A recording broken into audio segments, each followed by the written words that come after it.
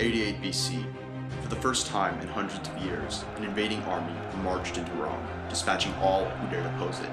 But this army was composed of Romans. Their commander, Lucius Cornelius Sulla, consumed in his rivalry with Gaius Marius, brought with him the turning point in the fall of the Roman Republic.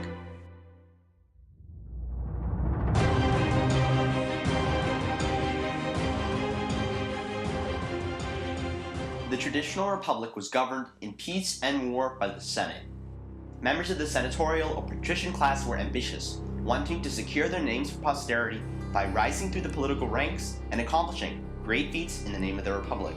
The various stakeholders all had a way of having their grievances met, of maintaining their power within this system without violence. Ambition, when properly contained by the precedent of Rome's unwritten constitution and by a strict set of moral values like respect for elders, was the driving force in the republic's success. Clearly founding figures like Romulus and then the founder of the Republic, Lucius Brutus, were ambitious political figures, and that was regarded as being to their credit. If ambition failed to be contained, it had the power to rip the republic apart.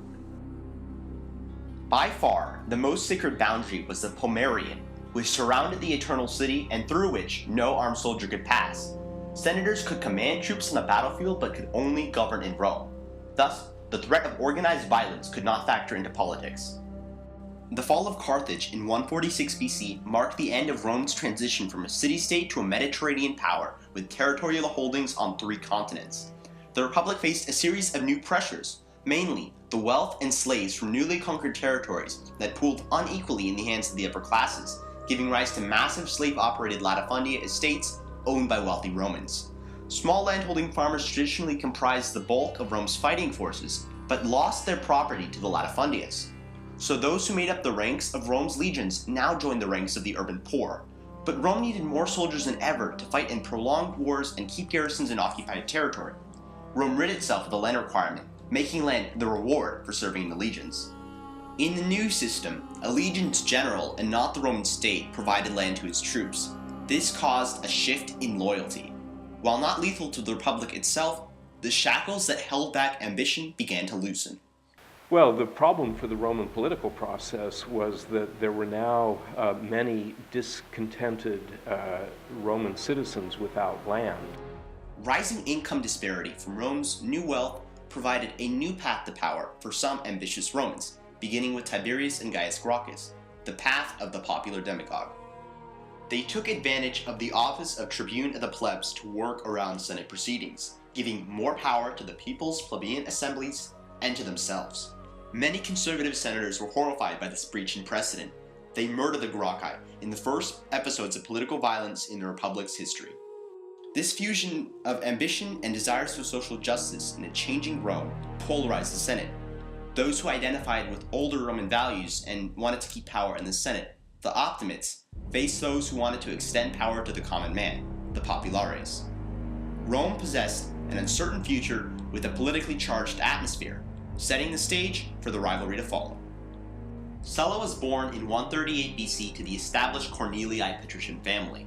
Marius, by contrast, was an outsider to the senatorial class, raised by regional nobility in a small town outside of Rome. Although their upbringings were different, both of these men possessed intelligence, charisma, and ambition. Sulla came in, with the sort of expectations of power that comes with aristocracy. So when a senior Marius received complete credit and received a triumph for Sulla's capture of a despised enemy of Rome, the Numidian prince Jugurtha, he could not help feeling a sense of loathing towards Marius. As Marius and Sulla rose through the political ranks, they created more ties with members of the differing factions. Their struggle for recognition became absorbed in the greater struggle between Optimates and Populares. After Marius received 6 consecutive and illegal terms as consul, for example, the conservative Sulla thought that Marius and the rest of the Populares were ripping the Republican constitution to shreds, in addition to feeling stuck in Marius' shadow. Then, in 88 BC, King Mithridates VI of Pontus invaded Rome's eastern holdings. The question of command against Mithridates brought Marius and Sulla's rivalry to new heights. To Sulla, This position was a unique political opportunity to cement his legacy as a defender of Rome. Sulla felt the usual sense of entitlement, and as consul for the year, Sulla had the political clout to successfully obtain command. He prepared to depart eastward with his men. But Marius thought otherwise. Although by now old and out of shape, Marius still desired to be in the limelight one more time. Marius used the influence of his fellow populares, notably the tribune Publius Sulpicius, to transfer command against Mithridates from Sulla to himself. When one of Marius' staff officers rode into Sulla's camp with orders for Sulla to give up command of his legions, his troops stoned the officer to death and besieged Sulla to march on Rome and overturn the orders. From Sulla's viewpoint, all that the sacred Pomerian stood for was already broken by the actions of populares like Marius, Sulpicius, and the Gracchi brothers. The command against Mithridates was rightfully his, and to get it, he was willing to break Rome's most sacred boundary, the Pomerium. There's no question that his decision to use military force to reverse that decision absolutely put Rome down this road. His troops entered the city, easily overpowering their way through armed populare partisans. He killed Sulpicius and the other populares responsible for the transfer of command, although Marius managed to escape to find another day. Then, Sulla left to face Mithridates. The gravity of Sulla's act was immediately evident. He showed Romans that if you wanted something, nothing, not even Rome's most sacred boundary, could stand in the way of taking it by force. Once you use military force, then it becomes a legitimate part of your political system. The political tensions that built up over the past half-century now erupted into full-scale civil war.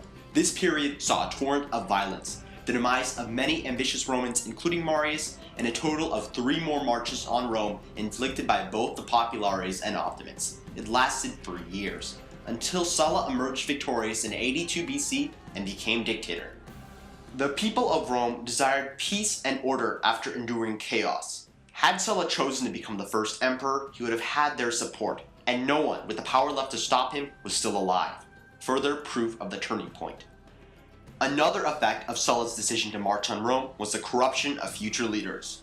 In normal times, future senators looked to the example of great statesmen and orators to determine their own behavior. But after the turning point of Sulla's march, young Romans bore witness to intense factionalism and unregulated ambition, exemplified by Sulla's fateful act. Young Romans, like 2 of Sulla's young commanders, Licinius Crassus and Gnaeus Pompey, followed by example. Crassus became vastly wealthy amidst the confusion of civil war by killing noble Romans and confiscating their assets.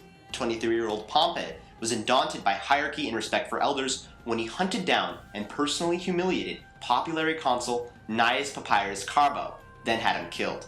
Despite all of this, Sulla still believed that his actions were committed for the good of the Republic. Through his reform measures known as the Cornelian Laws, Sulla aimed to erase the damage inflicted over the last 50 years. Sulla reinstated the 10-year interval between consulships of the same person to ensure that another Marius could not have the consulship 6 times in a row. He made it impossible for an ex-tribune to run for any political office, so that ambitious Romans would steer clear of the office of the Gracchi and Sulpicius.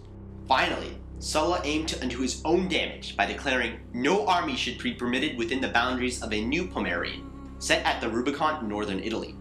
Believing the damage fixed and the Republic saved, Sulla stepped down as dictator and retired to the comfort of his villa. But the turning point had passed, and most of the Cornelian Laws were dismantled by Sulla's former disciples, Crassus and Pompey, after Sulla's death in 78 BC. Modern audiences believe that Julius Caesar brought down the Republic, as seen in Shakespeare's play of the same name, set several decades after Sulla's death. But by then, the drama was finished. The Roman Republic was doomed to bleed for another 50 years, set on an unalterable path of ambition-fueled civil war. The balance between these different parts of the society had broken down. And so yes, I would say it was at that point, it was irreparable. And it was headed towards what it ultimately became, which was a monarchy. The peace and stability that came from empire beckoned, and Rome took it.